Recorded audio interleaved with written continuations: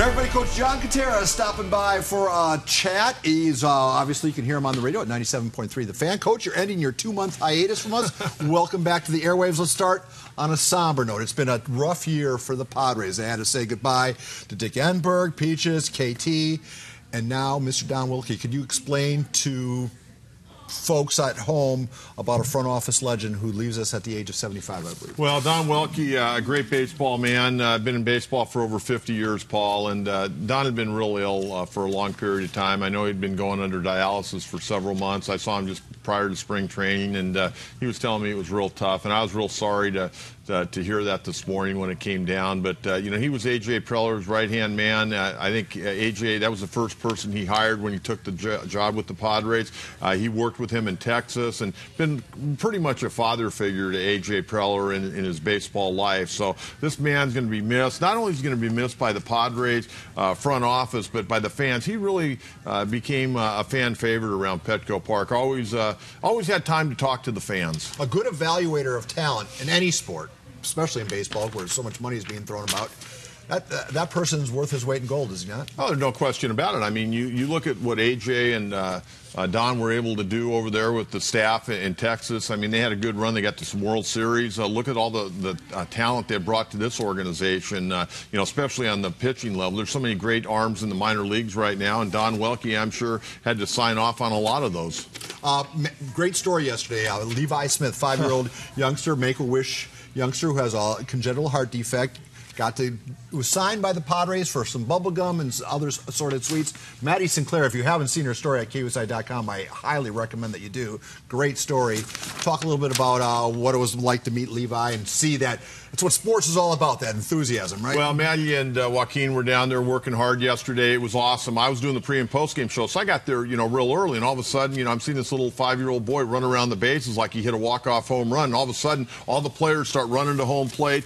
He touches home plate. They lift him up, and they start bouncing like they would like Sunday when Mejia hit that walk-off grand slam. And it was really good. And then there were some things I saw last night that you guys did on your late sportscast, you know, some of the highlights of the day. And Andy Green, I mean, Andy Green did a heck of a job yesterday, you know, really making that young man feel well and welcomed out there. But so did the players as well. Padres, hats off to the Padres. Hats off. We got some sports to do. Let's roll the video. Tiger Woods in Atlanta, one of 30 guys trying to vie for the big $10 million pot of gold at the end of the FedEx Cup Rainbow.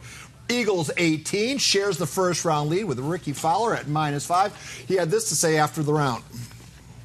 The objective is to always win, but how am I going to do it when I had no game at the beginning of the year?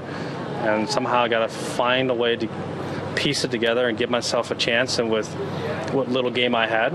And at the beginning of the year, I didn't have much game. You know, you saw it. I wasn't playing very well, but I was playing again, so that was a start. Now, even if he wins this tournament, he would need a lot of help to get the $10 million prize. But the fact that we're no longer talking about if he'll win again, but when he'll win again, is that pretty much the story of Tiger Woods in 2018? I think so. I mean, Paul, he's starting to put himself in contention more times than not. And, you know, I don't know if he's going to win this year, but he's definitely come back. And, I mean, you look at the talent in the PGA Tour right now. It's off the chart. Yeah. And for Tiger to even come back and I think do what he's doing right now, considering all the problems he's had, you know, off the course as well as the health issues, he's playing great golf right now. And I think he's going to get one here before too long. Dallas Cowboys, for the 12th straight year, rated the most valuable NFL franchise at $5 billion, $1.2 billion more than the second-place Patriots. You have to go all the way. First of all, why are they worth so much money?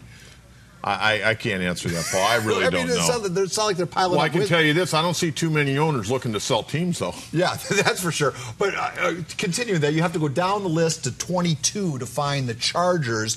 Now, is that valuation going to go up when they move into their new stadium, or is that already baked into the books?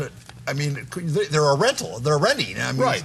So I thought they were going to be worth a whole bunch more once they moved to LA. Well, it might help to win some football games, get into the playoffs, maybe even get to a Super Bowl again. Maybe the price would go up. But I don't know how it's going to go up if you're renting a stadium that you don't even, you know, you don't own. I mean, it doesn't make a lot of sense to me. So that's baked in. They're in the LA market. All right, well, let's go to happier topics. The Sarah Field hockey team is playing as we speak right now, going for the CIF tying the record of 86 consecutive wins.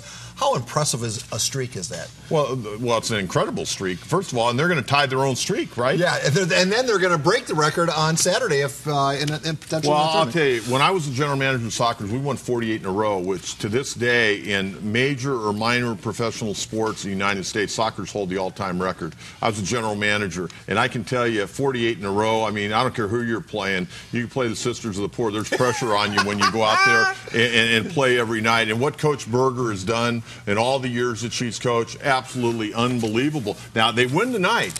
They got that big tournament this weekend. Saturday. There's some pretty good teams in that tournament. All right, Coach, we are out of time. Just a quick reminder, everybody, another coach, Ron Berner from LCAP, will join us from the campus of West Hills. He has a very important announcement for everyone to hear.